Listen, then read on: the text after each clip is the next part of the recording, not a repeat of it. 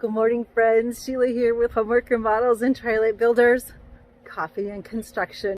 We are moving right along on this project. We showed you some drywall start yesterday, and I'm ready to show you the rest of what they're doing today. So today, they are adding texture to the walls. We got all the drywall up and all the seams taped yesterday, and today we get texture.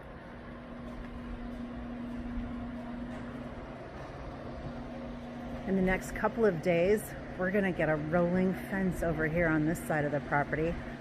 We've created an opening there between the two block pilasters, and at that place, we're gonna have a 12.5-foot long, I think, rolling gate that goes back and forth from about the, tree area, maybe a little bit in front of the tree, across that gate to keep the property secure and give easy access, and then just provide that opportunity to have access to the back of the house, which is so needed in so many areas.